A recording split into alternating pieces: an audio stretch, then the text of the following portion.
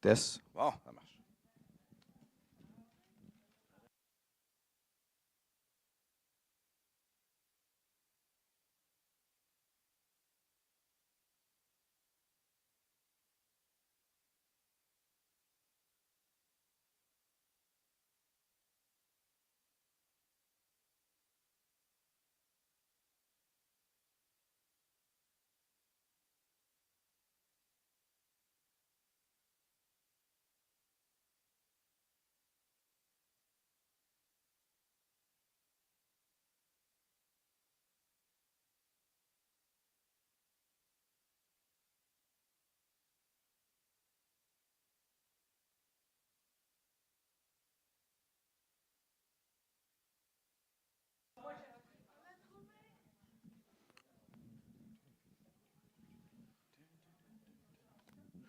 Alléluia.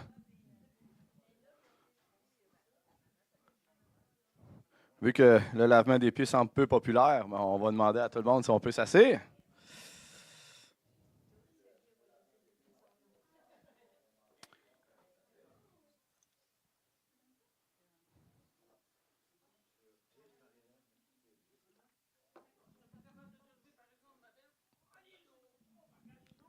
Alléluia.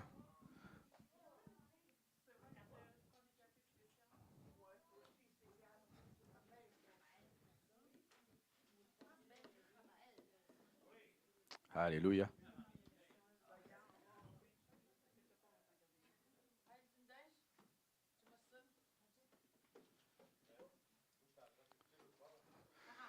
On va désinstaller la TV, c'est ça qui va arriver. Meilleur en live là-bas. Hein? Pas de trouble. C'est clair. C'est ce que je me rends compte. On a peut-être fait une erreur.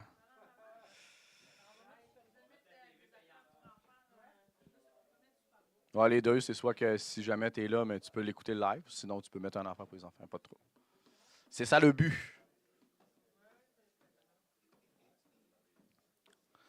Ça a coûté une journée de salaire à Rabi pour la TV. Bon, OK. Il dit amen. Bon, mais vu qu'on n'est pas beaucoup à matin, c'est vrai que ça a fini tard hier, je pense, quelque chose comme ça. OK.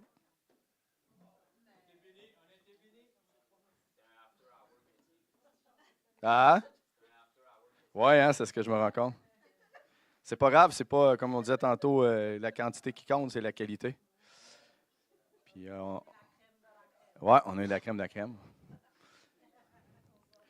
Mesdames, on commence, s'il vous plaît. Oh, un petit peu d'ordre, hein?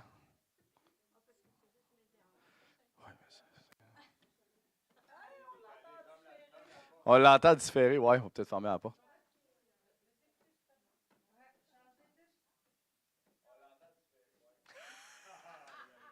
Ouais, ça va être spécial. Il va falloir s'habituer. OK, c'est pas grave.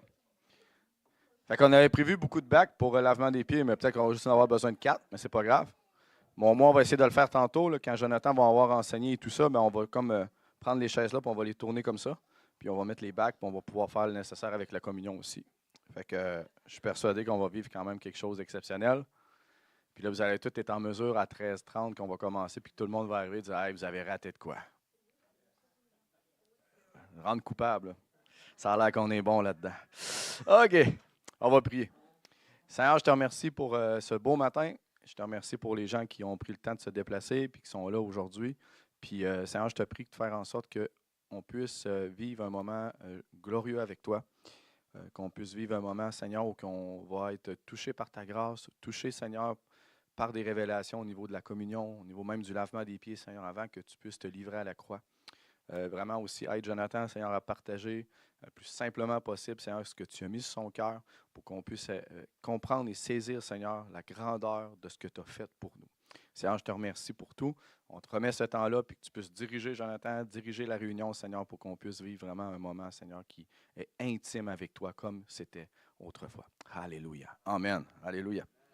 Vite fait, quand ça va terminer pour ce matin, mais on avait dit qu'on je pense de genre midi à 1h30, on verra si ça décale, qu'on a recommencé à 1h30 comme plus officiellement avec Jonathan, fait qu'il va y avoir un groupe de louanges. Ça va ma soeur, pas trop fatiguée? Non? Yes! Gloire à Dieu!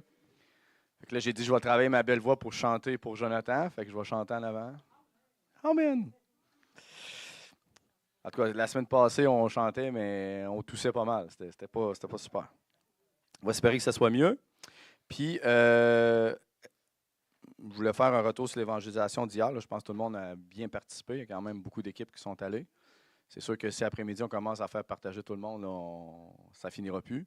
Que j'essaierai de trouver une façon, peut-être une personne d'une équipe ou deux, le max au moins, là, qui pourrait juste venir au moins partager un petit peu qu'est-ce que vous avez vécu, un petit 5 minutes pour booster les troupes. Alléluia. Parce que Jésus, il œuvre encore de nos jours. Ouais. Puis Jésus aime ça confondre, puis Jésus aime ça aussi nous montrer à quel point il est bon, à quel point que même des fois on rencontre des gens, puis on dit ça fait des années qu'on t'évangélise, des années qu'on prie pour toi. Puis à chaque fois qu'on y retourne, Dieu il les touche pareil. C'est vrai. Moi, vite fait, là, un jour, je ne sais pas si je l'avais déjà compté. Je pense pas. Ça faisait longtemps que j'évangélisais quelqu'un, puis un bon moment, j'étais tanné de l'évangéliser. J'étais tanné de la voir, la personne, de ne pas changer. Tu sais, je me disais, après tous les miracles que tu as vécus, après toutes les délivrances que tu as vécues, après tout ce que je te dis, tu ne changes pas plus ta vie, puis tu es encore dans ta vie de péché. Puis ça m'avait irrité solide. Puis un jour, je suis arrivé chez la personne, ça fait quand même quelques années, mais ça m'a marqué ce témoignage-là parce que Dieu m'a donné une leçon. J'ai rentré dans la maison, puis là, la personne, elle me dit, ah, ben, va donc prier pour tel monsieur l'autre bord aussi. Puis, de toute façon, il allait être intéressé par moi, puis il allait vouloir coucher avec moi. Puis là, j'étais, encore des affaires assez bizarres. Fait que ça ne me tentait pas de prier pour la personne-là encore, parce qu'elle avait besoin, parce que j'étais écœuré. Puis là, elle me demande d'aller prier pour une autre personne de l'autre bord qui dit qu'il veut coucher avec elle, qui est mariée. Hey, c'était pas cool dans ma tête. Ouais, c'était la totale. Fait que dans ma tête, je prends la décision dans mon cœur de ne pas aller voir la personne qui veut coucher avec elle. Je prie pour elle, je lui garnote l'Évangile, puis je m'en vais. Fait que je m'en vais avec mon auto. Puis à peu près, je pense 10 pas plus loin dans mon auto, j'entends le Seigneur me dire dans mon cœur, il dit, qui es-tu pour juger de ma miséricorde? Fait que criez-moi pas. En une fraction de seconde, j'ai breaké mon auto, j'ai fait un 180, puis j'étais allé prier pour le monsieur. Parce que la grâce de Dieu, elle abonde quand le péché abonde. Ce n'est pas à nous à juger ce qu'ils font. Nous, on leur apporte la grâce, on leur apporte la vérité, puis on est là pour eux. Puis ce que le Seigneur m'a montré, c'est que des fois, il faut être patient aussi envers les gens qu'on amène au Seigneur, même si physiquement parlant, ça n'a pas l'air à changer. Physiquement parlant, on est tanné, on est écœuré d'aller aider les mêmes personnes tout le temps. Mais des fois, Dieu les met dans notre vie, ce n'est pas pour rien, parce qu'il va travailler notre persévérance, notre patience, puis notre amour. Alléluia. Parce que dans l'amour, il y a la patience et la persévérance. Puis qu'est-ce qui te dit que si tu ne persévères pas, cette personne-là, tôt ou tard, ne viendra pas au Seigneur? C'est peut-être une œuvre que Dieu a préparée à l'avance dans ta vie. C'est une personne qui a mis sur ton chemin que Dieu veut te former à travers elle, mais il veut la sauver à travers toi. Fait que moi, c'était une belle leçon. Puis c'est une belle leçon pour cette île aussi, parce que je me dis, je rencontre tout le temps les mêmes personnes. Puis à un bon moment donné, je commence à être écœuré. Mais le Seigneur me rappelle toujours cette parole-là. Il dit, qui es-tu pour juger de ma miséricorde? Donne mon amour, donne ma grâce, puis sois persévérant dans tout ça. Alléluia. Amen. Fait que j'inviterai Jonathan. Exactement, ma soeur. Alléluia. Ah, on peut faire plus du bruit que comme si on était 50. Alléluia. Yeah!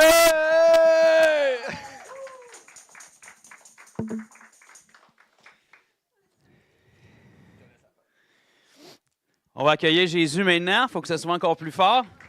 Alléluia! Amen. Bon matin à chacun d'entre vous et vous. Que le Seigneur vous bénisse. Merci, mon frère François, pour... Il est disparu, il est enlevé? Ah non, il est là. Merci, mon frère François, pour ton partage. C'est vraiment à point. C'est très pertinent et c'est très vrai qu'est-ce que François a partagé. Et ça rejoignait un petit peu qu'est-ce que j'ai partagé hier soir. N'abandonnez jamais. Ne laissez jamais tomber la serviette sur qui que ce soit. Un terrain peut sembler de ne pas être fertile jusqu'à un moment, jusqu'à une saison. Puis ça peut être ces personnes-là, au fil du temps, qui vont vous surprendre plus que toutes les autres. Il y a des gens qui sont très réactifs, mais ça fait des feux de paille. Il y a des gens qui sont beaucoup plus durs à travailler, mais quand ils se décident, ils sont beaucoup plus durs à arrêter aussi. Donc, gardez courage. Donc, j'espère que vous avez bien dormi. Sinon, vous allez avoir l'opportunité de dormir ce matin durant l'assemblée. Mais on va prier que ça n'arrive pas parce que on va partager quelque chose de très important. Et je prie, je dirais j'espère, mais en fait, j'espère pas parce que je sais que pour plusieurs, ça va vraiment vous bénir, puis ça va peut-être même amener une nouvelle révélation sur une pratique qui n'est pas du tout nouvelle, qui est celle du repas du Seigneur ou de la Sainte Seine. Pour ce qui est du lavement des pieds, tristement, c'est nouveau, on dirait, dans beaucoup de milieux de nos jours, parce que ça s'est, je sais pas, c'est tombé d'un crack quelque part en cours de route. Fait que le lavement des pieds puis la communion ou le repas du Seigneur, c'est deux événements qui ont été, établis successivement dans la Bible la même soirée.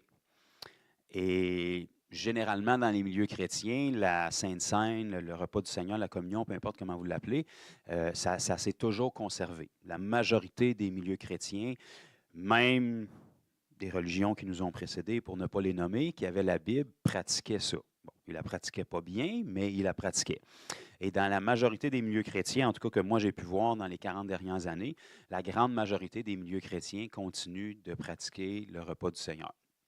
Bon, pour la majorité, on ne l'apprend pas en repas, on l'apprend en petits cups préétablis, en petits bouts de pain, mais du moins, le principe de faire ces choses-là en mémoire du Seigneur a été conservé. Et pourtant, tristement, pour une raison que j'ignore, le lavement des pieds qui est institué en même temps, la même soirée, voire même quelques minutes avant que le repas du Seigneur soit partagé, bien, lui a été abandonné dans la grande majorité des milieux chrétiens que j'ai vus dans ma vie. Je ne sais pas si c'est parce que ça demande un petit peu plus de préparation ou parce que c'est un peu plus malaisant, que les gens n'aiment pas ça se faire toucher les pieds. Mais je pense qu'on fait des efforts pour organiser des événements qui demandent bien plus d'organisation que de préparer quelques bacs avec de l'eau pour se laver les pieds. Donc, ce matin, je veux qu'on prenne le temps vraiment de retourner voir, bien, premièrement, qui a institué ça. Je vais vous donner tout de suite la primeur, c'est Jésus. Pourquoi il l'a institué, pourquoi ça a été pratiqué, puis l'importance de ça. Et par le fait même, peut-être lever le voile sur quelque chose de très, très riche qu'il y a, oui, à travers le lavement des pieds, mais transitionnant aussi vers la communion, parce qu'il y a tout un volet qui, pour la majorité d'entre nous, je ne vous connais pas tous, mais je ne pense pas qu'il y ait personne qui est de nationalité juive ici ce matin. Rabbi, il y a toutes les nationalités, tu sais. Il est né à l'épicentre de la Terre d'un avion, fait qu'il y a toutes les nationalités mondiales. Mais, sans farce, pour la majorité, je ne pense pas qu'on est juif. Donc, il y a beaucoup de choses de la tradition juive, puisque Jésus était juif dans la chair, qui nous échappent. Et je ne dis pas qu'on doit tomber dans la démesure, puis tomber dans les racines hébraïques et s'égarer loin de la grâce que Jésus nous offre, mais du moins, il y a des belles richesses à travers ça qui sont vraiment rattachées au repas du Seigneur, qui vont vraiment nous apporter une compréhension fraîche, puis une foi beaucoup plus profonde dans l'acte qu'on pose lorsqu'on prend le repas du Seigneur, si on comprend ces principes-là. Donc, tous ceux qui ne dorment pas encore, faites juste me faire un signe de la main. Bon, c'est bon. Fait on va aller dans la parole. Évidemment, il faut toujours commencer là. Et je vais essayer de me souvenir c'est quel chapitre de mémoire. Je crois que c'est dans Jean, chapitre 13. C'est-tu bien ça?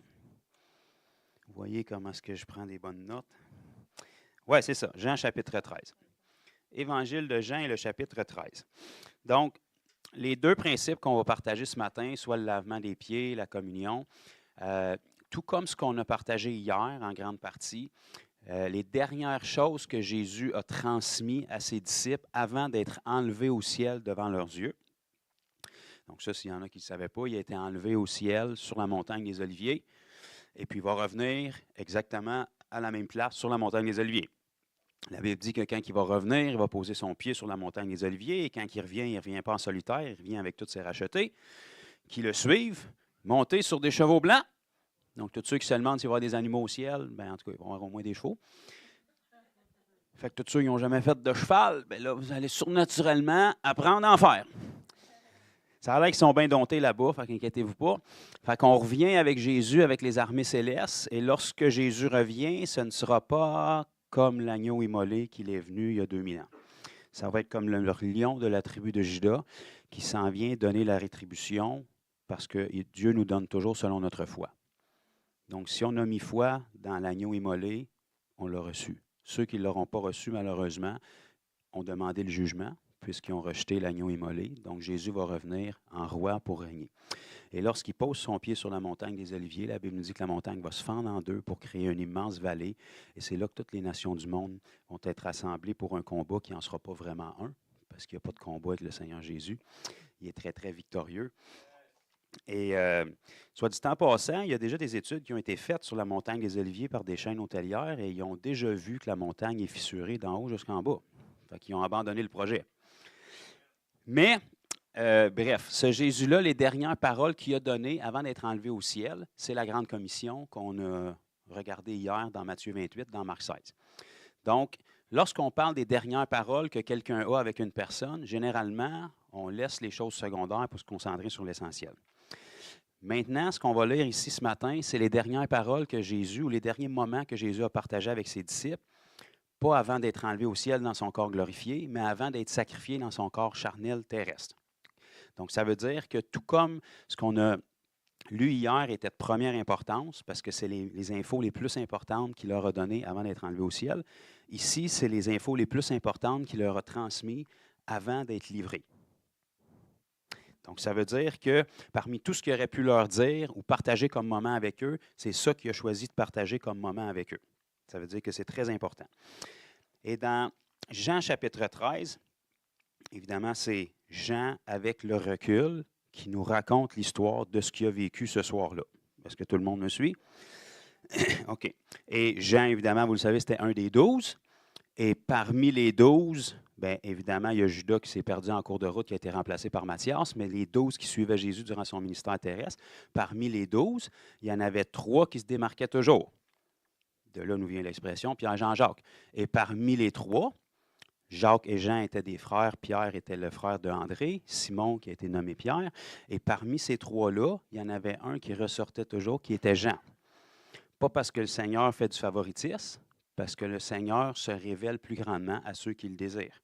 Ceux qui désiraient être proches du Seigneur, le plus parmi les 12, c'était Jacques, Pierre et Jean. Et parmi ces 3-là, il y avait Jean qui faisait toujours son chemin pour être le plus proche du Seigneur. Et comme par hasard, c'est Jean qui a reçu la révélation de l'Apocalypse et pas les autres. Comme par hasard, c'est Jean qui a vécu le plus longtemps. Et on ne sait pas vraiment comment sa mort s'est produite, mais il pensait probablement de mourir sur l'île de Patmos tout seul parce qu'ils l'ont exilé là, parce qu'il n'était pas capable de le tuer, puis il n'arrêtait pas de prêcher. Fait qu'il voulait y faire fermer la boîte. Il l'a envoyé sur une île. Pensant probablement finir ces jours-là autour de l'an 96 à 98, finalement, il y a eu la plus grande révélation de l'étendue des temps jusque dans l'éternité. Et ça, ce n'est pas par hasard, c'est parce qu'il se tenait le plus proche possible du Seigneur. Et Dieu partage ses secrets à ceux qui sont intéressés de les avoir. Donc, ce Jean-là nous donne, avec le recul, après avoir vécu dans la chair avec Jésus, nous raconte qu'est-ce qui s'est passé dans ces derniers moments-là qu'il a partagé avec Jésus. Verset 1. Avant la fête de la Pâque, Jésus, sachant que son heure était venue de passer de ce monde au Père. Donc là, on comprend que si son heure était venue de passer de ce monde au Père, ça nous laisse sous-entendre que le Père n'est pas de ce monde.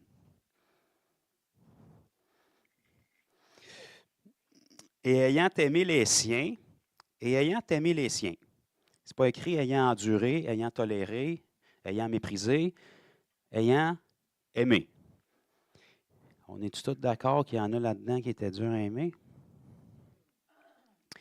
Ayant aimé les siens qui étaient dans le monde, mis le comble à son amour pour eux.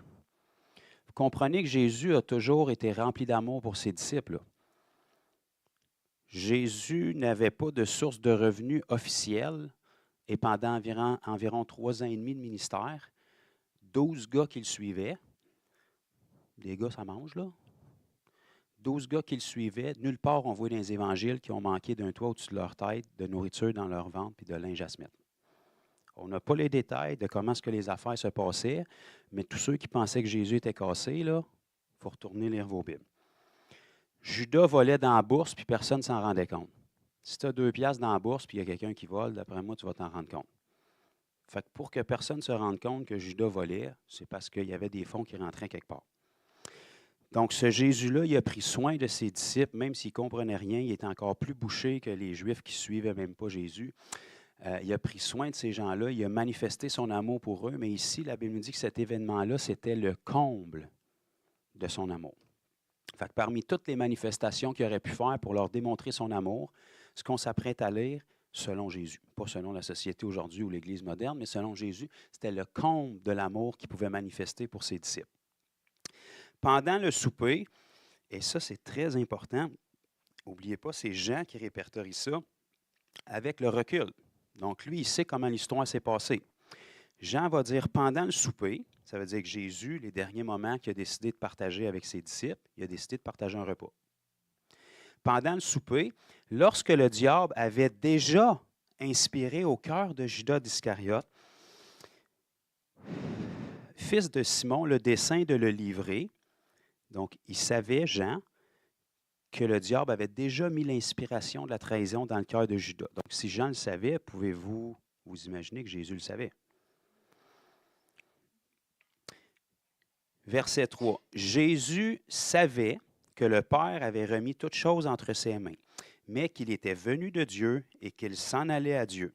Se leva de table, ôta ses vêtements et prit un linge dont il se ceignit. Donc, il s'est fait une ceinture avec un long linge, avec un bout qui dépasse.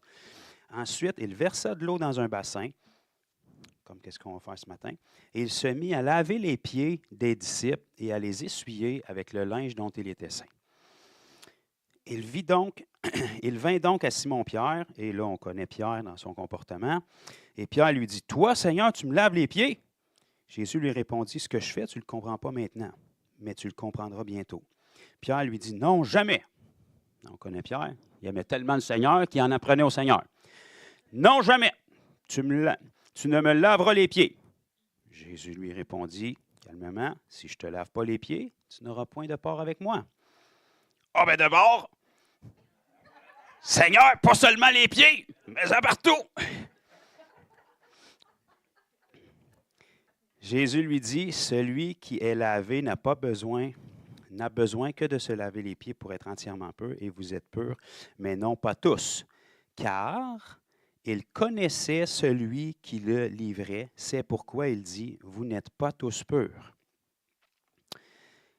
Fait que vous comprenez que les 12 qui étaient là, Jésus, il a mis le comble à son amour en leur lavant les pieds. Bon, aujourd'hui, c'est bizarre de se laver les pieds, mais à cette époque-là, ce n'était pas spirituel comme pratique, là.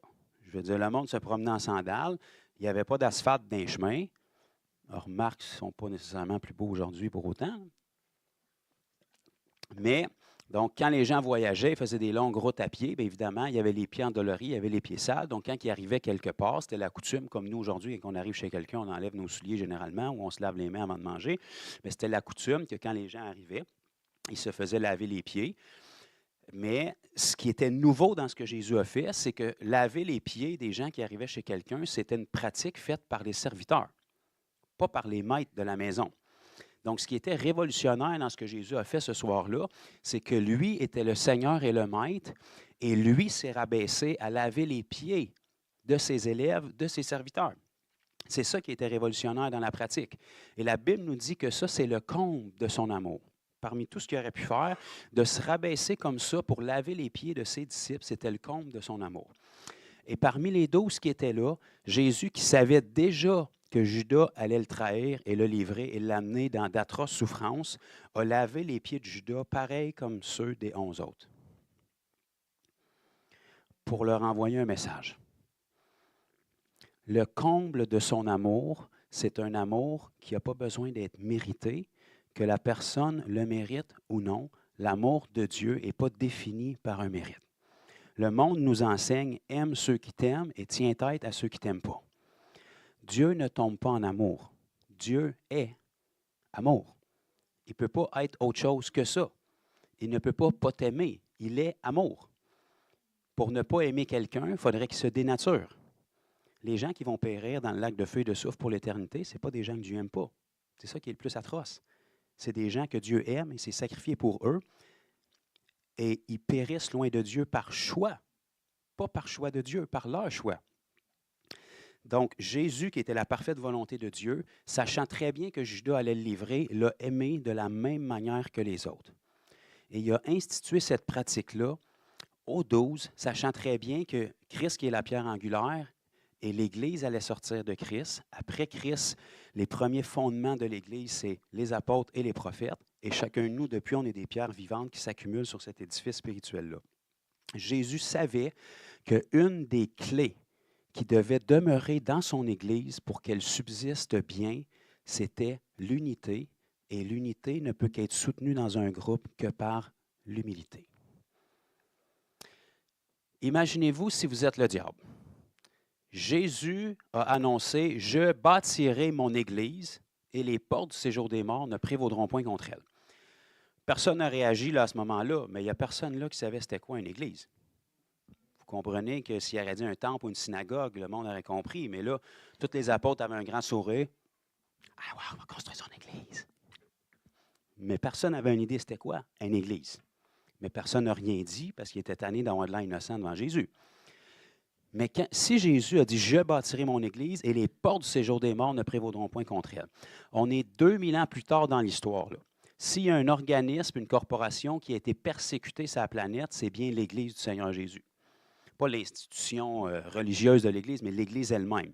S'il y a un peuple qui a été persécuté sur la planète, c'est bien le peuple juif. Pourtant, 2000 ans plus tard, l'Église est encore là. Même si on est dans une province où on est en train de tout faire pour la fermer puis pour la faire disparaître, personne ne va faire disparaître l'Église. Jésus a promis « Je vais la bâtir et les portes du séjour des morts ne prévaudront point contre elle. » Puis il va revenir la chercher aussi. Il n'y a rien qui va pouvoir arrêter l'Église. Le diable, connaissant la Bible, s'il sait qu'il y a une institution qui travaille directement contre lui, qui ne peut pas être détruite, qu'est-ce qu'il lui reste comme outil? La diviser, pour la rendre improductive. Et Jésus savait ça.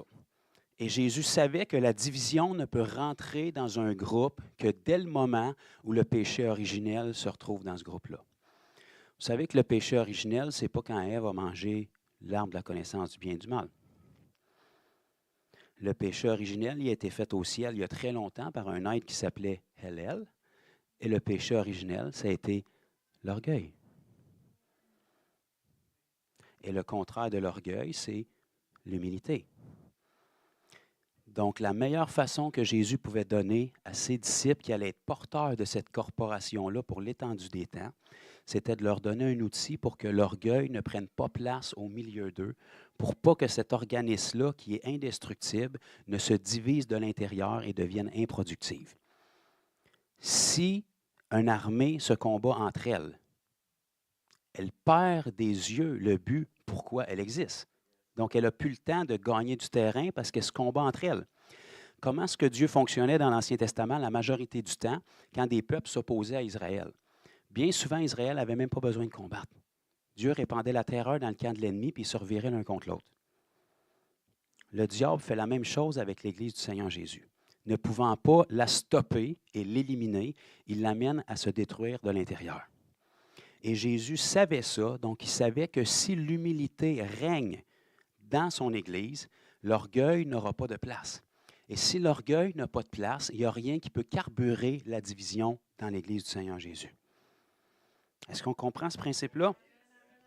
Et pour une raison que nous, on ignore, mais que Jésus, mettons qu'on prend pour acquis qu'il en sait plus que nous autres. On va jouer la game un matin, tu sais, mettons que Jésus est Dieu, puis que, bon, il est meilleur que nous autres. Bien, Jésus savait qu'il y avait quelque chose avec le fait, puis même encore aujourd'hui, c'est banal. Là. Si je vous demandais de monter le Kilimandjaro à genoux, probablement qu'il y en a qui le feraient pour essayer de gagner le mérite de Dieu. Là, Jésus nous demande de se laver les pieds, puis on perd un paquet de monde parce que ça a l'air trop terrible pour eux autres. Là. Tout le monde en a des pieds. Là. Même si tu n'en es pas fier, tout le monde en a. Puis d'habitude, ils ont 5 orteils de chaque bord. C'est de même. Donc, Jésus savait que de s'agenouiller et de se rabaisser aux pieds d'une personne, qui était une pratique connue à cette époque-là, mais que ce soit fait par le maître pour ses serviteurs, c'était un signe d'humilité et d'amour pour leur montrer que personne n'est plus grand que personne. Même si Jésus est plus grand que tous, il ne traite pas les autres comme inférieurs. ils se rabaissent à leur niveau. Et Jésus savait très bien, puis je peux vous garantir que c'est la réalité, si tu fais de la médisance envers un frère ou une sœur, puis que tu as des problèmes dans ton cœur envers un frère ou une sœur, je peux te garantir que si je te demande d'y laver les pieds puis de le bénir, probablement que ça va gratter quelque part. Et ça prend ça. Fait que quand vient le temps de laver les pieds, tu te dis, Seigneur, c'est qui que j'aime pas faire cette église? Puis là, tu vas avoir, puis tu te dis, toi, tu mériterais que je te lave les pieds.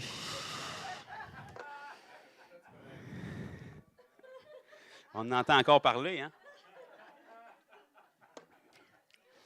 J'entends encore parler de ça. J'ai lavé les pieds à Pasteur François, puis là, je ne sais pas, 1 an ou 2, puis il y a du monde qui dit, c'est-tu terrible, puis ils se lavent les pieds entre eux autres. Comme ça, on n'est pas assez humble pour laver les pieds des simples brebis.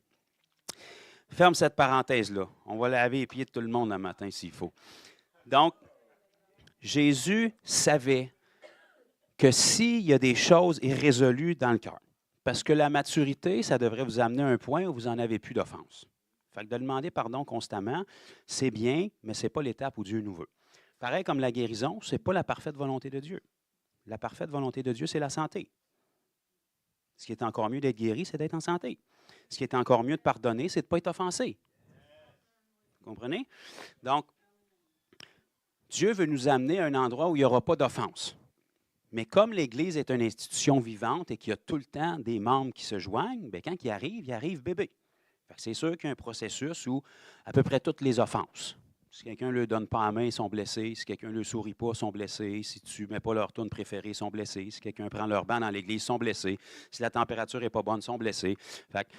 C'est correct, il y a une place pour ça. Mais Jésus savait que s'il peut inculquer un moyen dans son Église pour que chaque personne, quand il y a des petites pensées d'orgueil qui montent, moi, je ne ferais pas ça de même, moi, je n'aurais pas dit ça, c'est sûr, tu ne le fais pas non plus. Fait que quand ces pensées-là montent, d'avoir la pratique du lavement des pieds, peu importe à quelle fréquence on le fait, où est-ce qu'on ramène tout le monde au même niveau, tout le monde a des pieds, puis tout le monde se rabaisse aux pieds de l'autre, on honore l'autre personne, on la traite comme plus élevée que nous, bien qu'on est tous égaux en Christ. Et vous savez que l'honneur qu'on porte à quelqu'un, c'est la meilleure et la seule façon que vous allez réussir à faire ressortir la grâce et le cadeau que Dieu a mis en lui ou en elle. Les personnes que vous détestez le plus, qui vous fatiguent le plus, généralement, ce que vous avez besoin dans votre vie, c'est dans ces personnes-là que Dieu l'a placé. Exprès pour vous travailler. Donc, le Seigneur m'a fait avec une face que le monde n'aime pas parce que je suis fatiguant, parce qu'il a placé quelque chose en moi que vous avez besoin. C'est comme ça.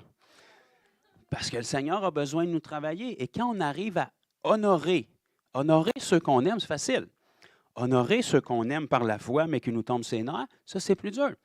Mais quand tu arrives à honorer la personne, s'il faut que tu fouilles un peu pour y trouver des qualités, là, bien, quand tu arrives à honorer cette personne-là, vous allez être surpris de voir le cadeau que le Seigneur a placé en lui qui va se déverser sur vous. L'honneur va faire ressortir le meilleur de la grâce que Dieu a placée dans une personne pour votre vie. Et en ayant cette pratique-là de lavement des pieds dans l'Église du Seigneur Jésus, ça coupe les racines d'orgueil qui peuvent monter dans le cœur d'un et de l'autre. François l'a dit tantôt, c'est vrai que dans le naturel, il peut y avoir des choses qui nous fatiguent. Quand tu investis, puis tu investis, puis tu investis du temps dans des gens, puis que tu as l'impression que tu jettes ça aux poubelles parce que les gens, après 10 ans, sont à peu près au même niveau, sinon pire, qu'ils étaient il y a 10 ans, ça devient fatigant. Mais on n'a pas à juger qu'est-ce qu'on donne aux gens à cause de comment ils réagissent. Le Seigneur va s'arranger avec eux, puis s'ils ne changent pas, il va avoir un jugement en temps et lieu. Mais nous, notre travail, c'est d'aimer. Jésus a toujours resté le même, peu importe le positionnement des cœurs des gens à qui il s'adressait. Les endroits où Jésus a fait le plus de miracles dans la Bible, c'était les endroits les plus incrédules. Jésus a dit, malheur à toi, Chorazim, malheur à toi, Bethsaïda. Car si les miracles qui se sont faits chez vous auraient été faits en Tyr et en Sidon, ça ferait longtemps qu'ils auraient pris le sac et la cendre pour se repentir. Mais, au jour du jugement, vous allez être jugés plus sévèrement que les autres. Mais pourtant, il a fait plus de miracles dans ces villes-là que dans toutes les autres, même s'ils étaient incrédules, puis même s'ils ne se sont pas tournés. Le positionnement du cœur des gens n'a jamais changé la nature de Dieu en Jésus. Il a donné autant aux incrédules puis à ceux qui ne portaient pas de fruits qu'à ceux qui étaient ouverts. Donc, Jésus voulait instituer ça. C'est les derniers moments qu'il a partagé avec ses disciples, là, sachant très bien que l'Église serait fondée sur eux. avec Christ comme la pierre angulaire. Donc, il voulait leur donner un moyen d'être capable de rester dans l'unité, dans l'amour et dans l'humilité pour que dès le moment où il y a une racine d'orgueil qui veut monter, tu es capable de la rabaisser. Et quand tu laves les pieds d'un frère ou d'une sœur et que tu pries pour la bénir, il faut que tu mettes de côté les mauvaises opinions que tu as sur lui ou sur elle pour laisser parler le cœur de Dieu à travers toi. Donc, c'est très important que cette pratique-là soit instituée. Et regardez bien au verset 13 du chapitre 13, Jésus va leur révéler ce qui est révolutionnaire dans ce qu'il a fait. « Vous m'appelez Maître et Seigneur. Et vous dites bien, car je le suis. Si donc je vous ai lavé les pieds, moi le Seigneur et le Maître, vous devez aussi vous laver les pieds les uns aux autres. » Donc, est-ce qu'il semble avoir une option là? Est-ce que c'est comme un sondage que Jésus fait? Vous devez aussi vous laver les pieds les uns aux autres, car je vous ai donné un exemple afin que vous fassiez comme je vous ai fait. Afin que vous fassiez, est-ce qu'il y a une marge d'erreur là ou ça semble d'être OK, il faut faire spirituellement? Regardez bien, en vérité, sortant de la bouche d'un homme qui disait que la vérité, s'il répète 2 fois en vérité, je vous le dis, le serviteur n'est pas plus grand que son Seigneur, ni l'apôtre plus grand que celui qui l'a envoyé. Si vous savez ces choses, vous êtes heureux, pourvu que... Ben voilà. Encore une fois, une des très bonnes sources de division dans l'Église du Seigneur Jésus, c'est les gens qui ne deviennent pas satisfaits pour X raison du leadership et qui vont parler en mal du leadership. Donc, d'être capable d'accéder au leadership d'une Église, que le leadership d'une Église se rabaisse à laver les pieds des gens et que les gens lavent les pieds du leadership, ça coupe aussi les mauvaises paroles, les mauvaises pensées qui peuvent monter. C'est toujours facile de juger quelqu'un qui est visible parce que toutes ses décisions vont être critiquées. Si tu prends une bonne décision, quelqu'un ne sera pas content. Si tu prends une mauvaise décision, quelqu'un ne sera pas content. Fait que peu importe la décision que tu prends, il y a quelqu'un quelque part qui ne sera pas d'accord. C'est comme en politique. Donc, Dieu a institué à travers cette pratique-là par Jésus un moyen de couper toute racine d'orgueil pour que l'humilité puisse demeurer et qu'il n'y ait pas nulle part une brèche où le diable peut rentrer pour diviser son Église. Et Christ l'a démontré par le meilleur exemple. Il a aimé et il a lavé les pieds de Judas, pareil comme ceux des autres, sachant très bien qu'est-ce que Judas s'apprêtait à faire. Puis il l'a trahi des minutes qui ont suivi. Là. On s'apprête à le lire. Là. Et Jean, qui nous répertorie ça avec le recul, prend le temps de nous spécifier que Jésus, avant de s'agenouiller pour laver les pieds, il savait déjà que le diable avait mis dans le cœur de Judas de le trahir. Jusque-là, il était sous l'influence du diable. Dès le moment qu'il a pris le repas du Seigneur indignement, dans les prochains versets qu'on va lire, le diable est entré en lui. C'est pour ça que la Bible nous encourage à ne pas prendre le repas du Seigneur indignement. Donc, est-ce qu'on comprend la dynamique du lavement des pieds? C'est une façon pour que l'humilité puisse rester et l'humilité précède la gloire. Et l'orgueil étant le péché originel, c'est le péché qui est le premier qui a été commis et qui a amené la première division. Parce que le diable n'a pas chuté tout seul. Il est séduisant. Il a réussi à en séduire un nombre avec lui. On saura un jour c'est combien, mais il y a un nombre qui a été séduit avec lui. Donc l'orgueil a amené la division. Et le diable sait que s'il peut faire rentrer la même chose dans l'Église du Seigneur Jésus, bien qu'il ne peut pas arrêter l'Église, il va diviser l'Église. Et Jésus voulait contrecarrer ça d'avance, donc il leur a donné un moyen pour que l'humilité puisse rester et fortifier l'unité de son corps. OK. Ensuite de ça, tout de suite après ça, évidemment, ils ont partagé la communion ou le repas du Seigneur. Donc, de tradition, si vous êtes chrétien depuis un certain temps, vous savez qu'à chaque fois qu'il vient le temps de prendre le repas du Seigneur, bien-aimés, tournez ensemble avec moi dans 1 Corinthiens, chapitre 11 et le verset 23. Et puis là, on va citer ce que Paul nous a dit. Donc, voici ce que j'ai reçu du Seigneur la nuit où il fut livré. Bon. C'est très bon, c'est un verset biblique. Maintenant, je veux essayer de vous apporter quelque chose de frais et une belle compréhension avec ça. Comprenez que Paul, qui a enseigné aux Corinthiens cet établissement-là, qui était la Sainte Seine ou la communion, il va leur dire, voici ce que j'ai reçu du Seigneur. Paul n'était pas là dans Jean 13, dans ce qu'on vient de lire. Vous comprenez? À cette époque-là, il était en train de devenir un all-star dans la secte des pharisiens, puis il s'apprêtait à être un tueur de chrétiens de métier, pendant que Jésus est en train de partager le dernier repas avec ses disciples. Donc forcément, il ne pouvait pas leur donner cette révélation-là pour l'avoir reçue directement de Jésus dans la chair. Fait qu'il a fallu que Jésus elle, se révèle à lui directement après sa résurrection. Et la majorité des révélations que Paul nous donne dans le Nouveau Testament sont révolutionnaires aussi. Si on enlève Paul, on n'a à peu près aucune idée de l'enlèvement. Si on enlève Paul, on n'a à peu près aucune idée du message de la grâce. Parce que le salut par grâce n'est pas très clair dans les évangiles. Si on enlève Paul, on n'a à peu près aucune idée de la pratique et de l'institution du repas du Seigneur qu'on va faire ce matin, autre que ce qu'on voit dans Jean 13. Donc, ce Paul-là a reçu du Seigneur directement cette institution-là pour montrer à quel point est-ce que c'était important qu'il la transmette aux églises. Et Paul, on le sait, il a commencé son ministère d'une manière assez radicale. Donc, il est tombé aveugle après avoir vu Jésus sur la route de Damas. Pendant 3 jours, il a été là. La Bible nous dit que Dieu a suscité un disciple qui s'appelait Ananias, qui habitait là. On ne sait pas d'où est-ce qu'il vient. On n'entend pas parler de lui après. Il n'y a aucun titre spécifique. C'est un disciple qui était là. Il y a eu une vision du Seigneur, il y a eu une direction. Il s'est rendu dans la maison où est-ce que Paul était. Il s'appelait Saul à cette époque-là. Il a prié pour lui. Des écailles sont tombées de ses yeux. Il a été baptisé d'eau, baptisé du Saint-Esprit. Paul est sorti de là puis il s'est mis à prêcher.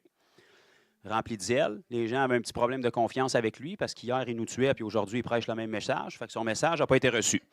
Fait que la persécution éclatait assez vite contre l'apôtre Paul et ils ont été obligés de le descendre de nuit dans un panier le long du mur de la ville. Et puis là, on n'entend plus parler de lui.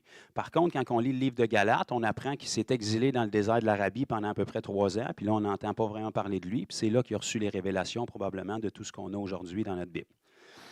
Parce que dans le désert de l'Arabie, peut-être qu'il y en a qui le savent, pas le désert Arabie, mais le désert de l'Arabie. Donc, dans le désert de l'Arabie, il y a quelque chose qui s'appelle le mont Sinaï. C'est un endroit que Dieu semblait parler. Donc, ce Paul-là a reçu des révélations, entre autres celles qu'il nous partage ici. C'est pour ça qu'il pouvait dire dans Corinthiens, « Voici ce que j'ai reçu du Seigneur ». Donc, Jésus est allé se révéler à lui d'une quelconque manière, puis il a dit, « C'est important que tu enseignes ça à mon Église ». Parce que son Église n'était pas là à son dernier repas. Il y avait juste les 12. Donc, puis Paul ne faisait pas partie des 12. Puis ça lui a pris plus que 15 ans avant de connecter avec les 12. Il faisait son ministère tout seul. 3 ans de ministère dans le désert de l'Arabie avant de rencontrer Pierre et Jacques, le frère du Seigneur, c'est tout. Après ça, il est retourné. C'est simplement que 14 ans après qu'il est retourné voir le concile de Jérusalem. Ça faisait 17 ans que Paul était converti quand il a rencontré les 12 à Jérusalem. Fait qu'il a fait son ministère de son côté. Et ce Paul-là, il dit, voici ce que j'ai reçu du Seigneur. Donc, le Seigneur est allé se révéler à lui, puis lui a dit, il faut que tu institues ça dans mon Église. Parce que le concile de Jérusalem, eux autres, ils s'occupaient des Juifs. Mais il y avait plein de non-Juifs là, qui étaient rendus sauvés dans différentes églises. Fait que les églises étaient mélangées avec des Juifs, des non-Juifs. Puis les non-Juifs avaient besoin d'entendre parler de ça, comme les Juifs qui n'avaient pas contact avec le concile de Jérusalem. Fait que c'était très important et il lui a donné cette révélation-là. Donc, je vais juste tourner dedans. C'est dans 1 Corinthiens 11, 23. « Car j'ai reçu du Seigneur ce que je vous ai enseigné. C'est que le Seigneur, Jésus, dans la nuit où il fut livré, donc nous on sait que c'est vrai parce qu'on l'a lu directement des écrits de Jean, dans la nuit où il fut livré, prit du pain, et après avoir rendu grâce, le rompit et dit, « Ceci est mon corps qui est rompu pour vous. Faites ceci en mémoire de moi. » Il n'a pas juste dit, « Souvenez-vous de moi », il a dit, « Faites ceci en mémoire. » Parce que Dieu, qui s'est fait homme en Jésus, sait comment l'humain est fait. Il faut qu'on fasse un acte physique pour que ça puisse connecter avec une mémoire.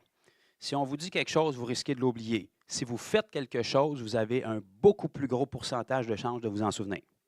C'est pour ça que quand vous allez à l'école, on vous rentre en stage. Parce qu'il y a plein d'affaires que tu peux apprendre sur un banc, que tu vas apprendre d'une autre façon si tu te mets les mains dedans. Donc, et après avoir rendu grâce, verset 24, le rompit, il dit, « Ceci est mon corps qui est rompu pour vous, faites ceci en mémoire de moi. » De même, après avoir soupé, il prit la coupe et dit, « Cette coupe est la nouvelle alliance en mon sang. Faites ceci en mémoire de moi toutes les fois que vous en boirez. » Donc, Traditionnellement, on va comprendre que la coupe représente, le vin représente le sang et le pain représente le corps de Christ. Et pour se souvenir, parce qu'on est des êtres oublieux, souvent on s'en souvient de manière intellectuelle, mais le cœur n'est plus là, pour se souvenir que Christ a véritablement été brisé à la croix pour nous et que son sang a été versé pour nous, on fait cette pratique-là pour s'en souvenir. Amen, c'est tout à fait vrai. Par contre, si on creuse un petit peu plus loin, on va voir qu'il y a une richesse extraordinaire en arrière de ça. J'aurais aimé ça vous en parler ce matin, mais on manque de temps. Est-ce que quelqu'un me donne 5 minutes de plus? Qui me donne 5 minutes de plus? 5, 10, 15, 20, 25, 30. Bon, parfait. Fait qu'on est reparti.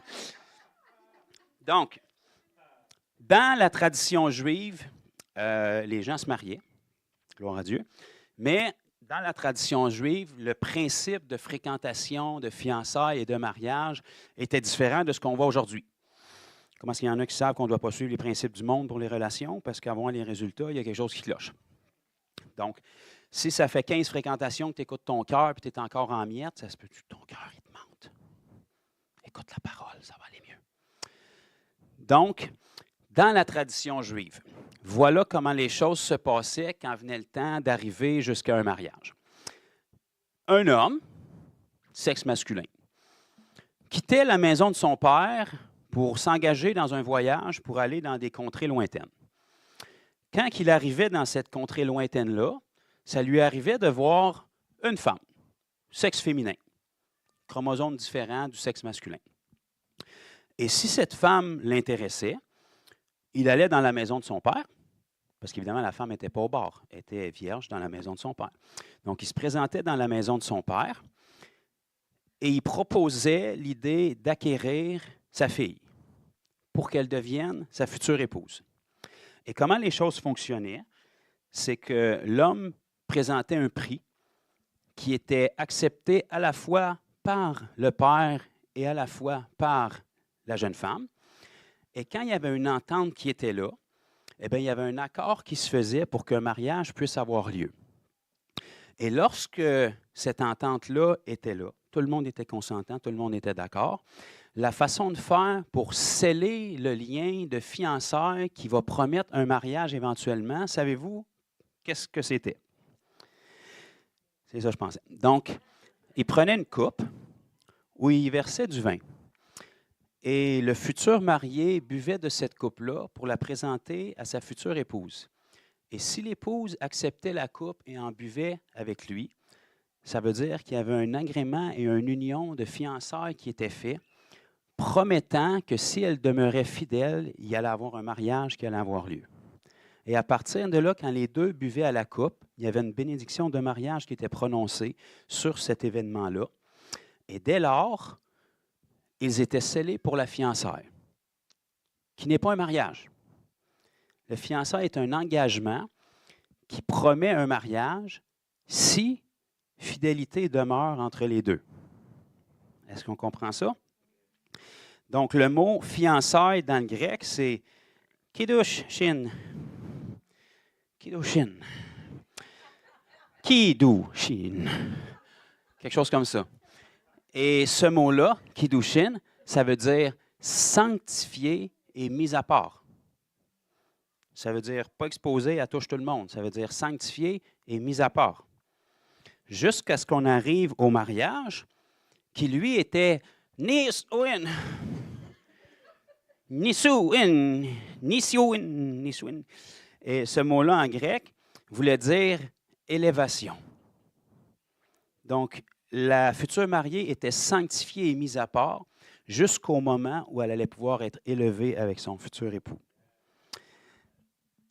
Donc, quand le futur époux, le fiancé, présentait la coupe de vin à sa future fiancée et qu'elle acceptait cette union-là d'engagement, qu'elle se gardait pure et à part jusqu'à ce que le mariage arrive, si elle buvait de la coupe, elle s'engageait dans cette alliance-là. On me suit? Dès lors, le futur marié repartait dans la maison de son père et il allait préparer une demeure pour lui et sa future épouse dans la maison de son père. Et cette période-là était inconnue. Ça pouvait durer jusqu'à 1 an. Pendant ce temps-là, la future mariée, elle ne savait jamais quand est-ce qu'elle allait revenir. Elle devait faire confiance qu'elle allait être fidèle à l'engagement qu'il avait pris. Et lui devait faire confiance qu'elle allait être fidèle à l'engagement qu'elle avait pris. Et dès lors, quand la maison ou la demeure était prête dans la maison de son père, il repartait avec sa cohorte et il faisait le voyage de retour pour retourner vers sa future épouse. Et à ce moment-là, dès qu'il s'approchait de la ville, il y avait des cris qui étaient élevés. Et là, la future épouse savait que le moment approchait. Mais elle ne savait pas combien de temps de marche qui restait, mais elle savait que le moment approchait. Et dès lors, si à son retour, il la trouvait fidèle, c'est-à-dire qu'elle n'était pas avec Jean-Guy, Jean-Paul, Marc, puis elle était encore fidèle, elle était encore sanctifiée, elle était encore mise à part, elle tenait encore l'engagement qu'elle avait pris en prenant part à cette couple-là, alors il la prenait pour épouse et il la ramenait dans la maison de son père, dans la demeure qu'il avait préparée pour elle. Peut-être qu'il y en a que le 25 cents commence à descendre dans le jukebox, là. Donc, si on récapitule un peu toute cette tradition-là avec la communion que Jésus a instituée, on a Jésus qui a quitté la demeure de son Père pour faire un long voyage jusque sur terre pour venir se chercher une épouse. Il vous a trouvé, il m'a trouvé. Mesdames, vous êtes une plus belle épouse que moi, mais disons que dans l'esprit, on enlève ces genres-là. Donc, Jésus a fait ce long voyage-là à partir de la maison de son Père qui était le ciel pour se rendre dans la demeure de sa future épouse qui était ici-bas sur terre, pour l'acquérir à un prix fixé, qui n'était pas 30 cycles, comme ça coûtait pour acheter un esclave femme dans l'Ancien Testament, mais il l'a acquis au plus haut prix qui était connu dans l'univers, celui de son sang, précieux. La Bible nous dit dans 1 Corinthiens chapitre 6, verset 20, « Vous avez été rachetés à un grand prix. » Et comme c'était la coutume dans la tradition juive, le prix était connu de tous, et tous l'acceptaient. Le prix était connu du futur marié qui le proposait, le prix était connu du père, et le prix était connu de la future mariée aussi. Christ s'est présenté à un grand prix en offrant sa vie pour vous racheter, vous et moi. Et nous, comme fiancés et futures épouses de Christ, on a joyeusement consenti à son offre. Malheureusement, ce n'est pas tous qui ont consenti encore, mais si vous êtes ici, vous avez joyeusement consenti à l'offre qu'il vous a faite et vous avez démontré ce consentement-là en prenant part à la coupe qu'il vous a présentée. La coupe en son sang, parce que c'est le prix qu'il a payé pour vous. Donc, à chaque fois qu'on prend la communion, on est en train de réitérer au Seigneur Jésus le vœu de l'alliance de fiançailles qu'on a faite avec lui. La fiançaille n'est pas le mariage. Vous comprenez? C'est deux choses distinctes. La fiançaille ne garantit pas le mariage. Elle fait une promesse d'alliance. Mais si la fidélité entre la fiançaille et le mariage n'est pas là, il n'y aura pas de mariage. Parce que le mariage est basé sur l'amour et l'amour tient sur la fidélité. Donc, si tu ne peux pas te sanctifier et te garder à part entre les fiançailles et le mariage, ça nous démontre que tu ne pourras pas rester fidèle durant le mariage. On comprend ça? Donc, à chaque fois qu'on prend la communion en mémoire de Christ qui s'est offert, il s'est offert à un grand prix pour nous racheter, mais nous racheter comme épouse. Il nous a proposé une fiançaille avec lui. Et la garantie qu'il nous donne ou la bague de fiançailles qu'il nous offre, la Bible nous dit que c'est le Saint-Esprit. La Bible nous dit qu'il nous a donné un gage.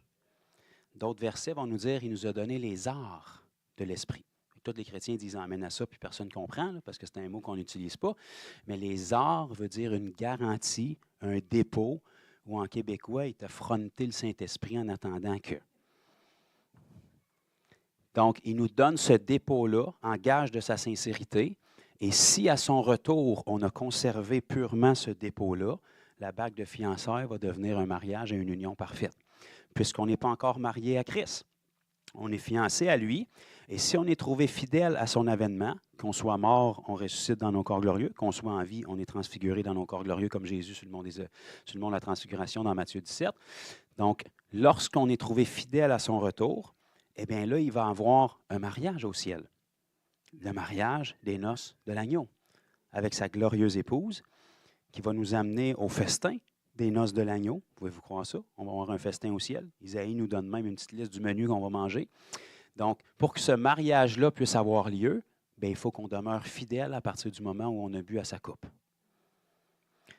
De là l'importance que la Bible nous dit, ne buvez pas la coupe indignement. Indignement, ça ne veut pas dire que tu es parfait et que tu n'as pas de péché, là. Ça veut dire que tu es sincèrement uni au Seigneur. Il y a une différence entre un péché volontaire et un péché d'ignorance par erreur.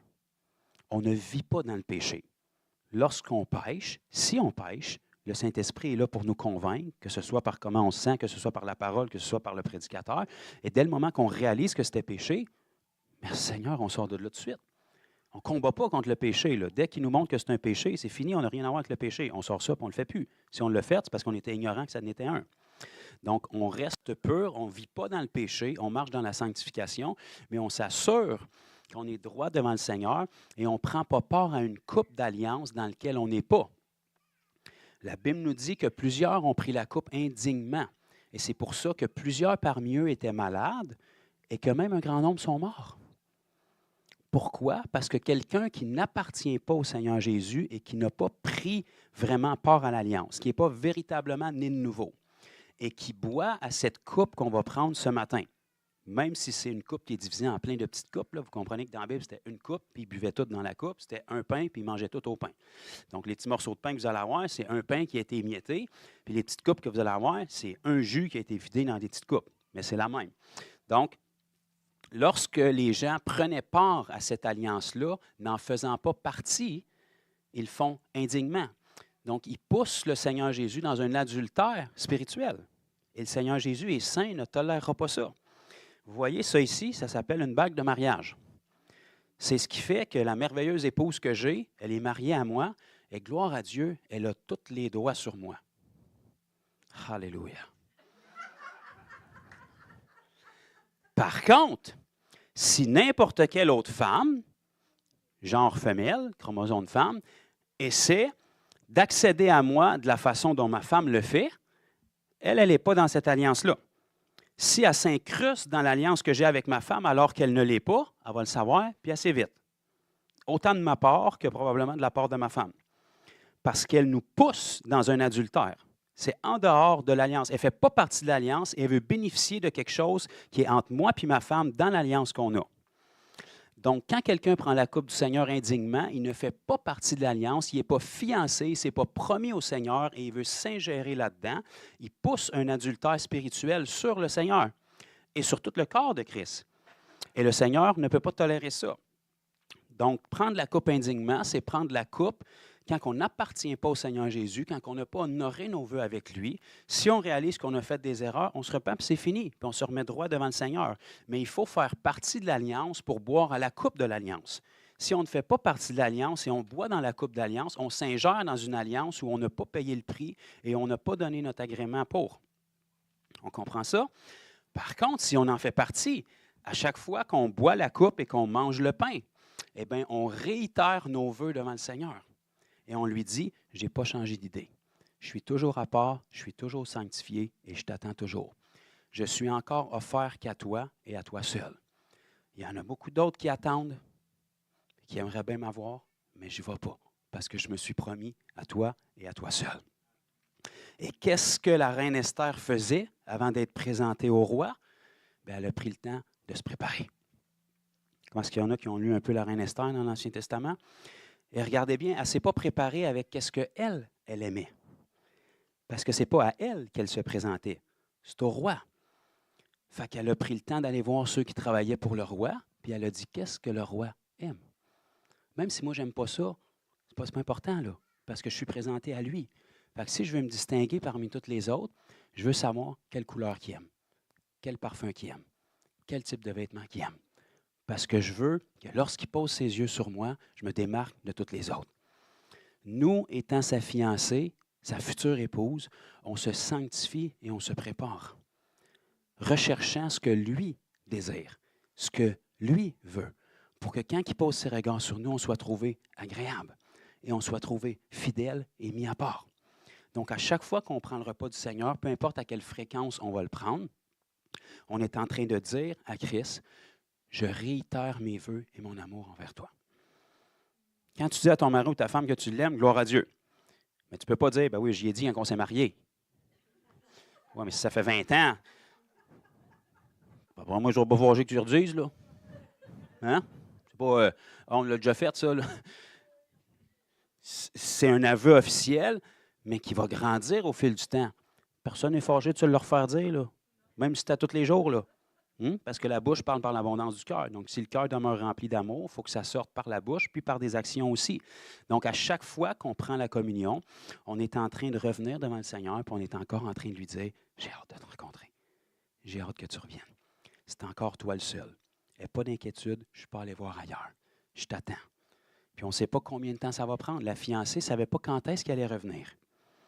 Par contre, lorsqu'il prenait son chemin pour revenir, sa venue était annoncée par un cri. Et la Bible nous dit qu'un jour, à un signal donné, à la voix de l'archange et au son de la dernière trompette, en un instant, en un clin d'œil, notre rencontre va arriver. Si on est trouvé des fiancés fidèles. Si on est trouvé infidèle, malheureusement, on va manquer le voyage. Ce n'est pas tout perdu pour nous, mais on va manquer le groupe qui s'appelle l'épouse de Christ. On va participer aux noces pareil, mais on va être que des invités. Mais dans un mariage, l'épouse a des privilèges que les invités n'ont pas. Et ce que je veux pour chacun de vous puis moi aussi, c'est qu'on ne fasse pas seulement partie des invités, mais qu'on fasse partie de l'épouse.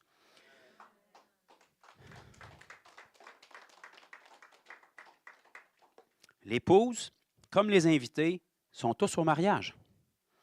Par contre, après le mariage, l'épouse repart avec l'époux. Puis ils s'en vont.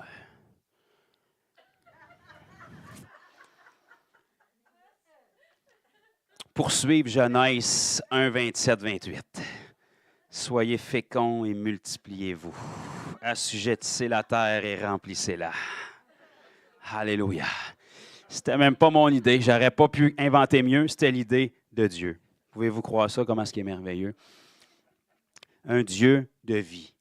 Dieu n'a pas créé 25 Adam et 36 Ève au départ. Là. Il a créé un Adam, il est allé chercher Ève dedans parce qu'il n'y avait pas plus de perfection que ça. Puis avec un, il a fait deux pour que deux soient une seule chair. Puis il y avait la vie tellement intense dans Adam que tous les êtres humains qui existent aujourd'hui sortent de là. Pareil comme quand il a créé les éléphants, il en a créé un mâle, un femelle, puis à partir de là, ça a continué. Quand il a créé les plantes, ça a continué. Tout ce que Dieu crée a la capacité de procréer. Parce que Dieu est un Dieu de vie. Donc, gloire au Seigneur. Donc, gardez toujours ce cadre-là en tête. Oui, ce qu'on a toujours pratiqué, évidemment, on prend en mémoire du sacrifice qu'il y a eu à la croix pour nous, puis c'est rattaché à ça, parce que le sacrifice à la croix, en réalité, c'était le prix qu'il nous a offert pour vous racheter, vous et moi. Donc, lorsqu'on prend la coupe et qu'on mange le pain, on est en train de réitérer nos vœux de fiançailles qu'on lui a fait. On est en train de réitérer notre fidélité. Et c'est un bon moment aussi pour regarder notre cœur, pour faire sûr qu'on l'est encore fidèle. Pas juste par une présence à l'Église. Tu peux être à l'Église toutes les semaines, mais être totalement infidèle dans ton cœur. Donc, est-ce qu'il est ton futur époux dans chaque aspect de ta vie et dans chaque jour de ta vie? Et quand on prend cette coupe-là, on est en train de lui réitérer. Seigneur, je t'attends toujours. Je n'ai pas oublié le prix que tu as payé pour moi. OK? Donc, une autre chose, si on ne croit plus dans la guérison, ne prenez pas le pain. Faites ceci en mémoire. Le pain, c'est son corps qui a été brisé. Donc, si tu ne crois plus qu'il guérit, prends pas le pain. C'est bon? La majorité des églises modernes, il faudrait qu'ils s'abstiennent du pain. Puis automatiquement, si tu ne prends pas le pain, bien, tu ne peux pas prendre le vin. Parce que si le corps n'a pas été brisé, le sang, il ne peut pas couler.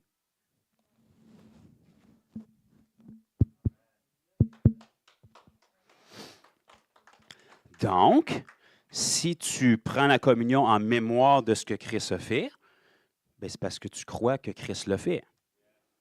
Puis si ce n'est plus pour aujourd'hui, bien, tu ne prends plus ça. Donc, si tu prends part à ce qu'il a fait, jusqu'à ce qu'il revienne, c'est parce que c'est encore valable jusqu'à ce qu'il revienne. Et si Christ, dans son corps ressuscité, encore les trous dans ses mains, dans ses pieds puis dans son côté, ben, vraiment, il est sérieux dans son histoire de guérison, là. Parce qu'il aurait pu ressusciter avec un corps glorieux sans ça. Mais dans son corps glorieux, il a conservé les stigmates des trous dans ses mains, dans ses pieds, dans son côté. Parce que son sacrifice, il est encore valable. La guérison est encore valable. La santé est encore valable. Le pardon des péchés est encore valable. Amen. Donc, beaucoup plus que ce que la religion nous a apporté, de manger littéralement le corps de Jésus puis de boire littéralement son sang, c'est quelque chose qu'on fait en mémoire d'une alliance qu'on a prise avec lui. Lorsqu'on lui a dit oui au message de l'Évangile, qu'on s'est repenti sincèrement, il est venu nous glisser la bague de fiançailles dans nos cœurs, qui est le sceau du Saint-Esprit. Et si on chérit cette alliance-là par la communion, périodiquement quand on la prend, et on la prend pour rappeler au Seigneur notre union à lui, mais par le fait même, si on est uni à lui, on est uni à son corps. Parce que vous n'êtes pas la seule épouse de Christ. L'épouse est formée avec son corps. L'épouse est prise à même le corps. Le corps complet n'est pas l'épouse. Mais l'épouse est prise à même le corps. L'épouse du premier Adam a été prise dans le corps du premier Adam. Adam n'était pas le corps complet de Ève. L'épouse a été prise du corps d'Adam. Est-ce qu'on me suit? L'épouse du dernier Adam, qui est le dernier Adam? Jésus. L'épouse du dernier Adam a été prise à partir du corps de Jésus. Où est-ce qu'elle a été prise? Quand Jésus est mort à la croix, un soldat qui a été envoyé pour casser les jambes au supplice. Et quand il est arrivé à Jésus, il était déjà mort. Il a pris sa lance, il a piqué Jésus dans son côté, même endroit que le premier Adam, Ève avait été tirée de son côté. Quand il a percé Jésus dans son côté, il est sorti de l'eau et du sang pour racheter son épouse. Donc, l'épouse a été prise aux côtés du dernier Adam, comme l'épouse du premier Adam avait été prise à partir de son côté. Nos Louis II nous disent qu'il a pris une côte de Adam, mais le vrai terme, c'est son côté. Donc, ce n'était pas peut-être littéralement une côte qui est sortie, mais à partir de son côté, à partir du corps du premier Adam, il a tiré l'épouse du premier Adam. À partir du corps du deuxième Adam ou du dernier Adam qui était Jésus, il a tiré l'épouse pour lui faire un corps. Donc, l'épouse est prise dans le corps de Christ. Le corps n'est pas toute l'épouse. Pas le corps, la fraction, là, 1/4, mais CORPS. Donc, nous, on réitère nos vœux au Seigneur Jésus en tant que corps. Donc, on est unis les uns aux autres dans l'humilité par le lavement des pieds. Et par la communion, on renouvelle tous nos vœux de fiançailles avec le Seigneur en lui disant, en tant que corps, on reste unis l'un à l'autre et on attend toujours ton retour sanctifié, mis à part. Amen.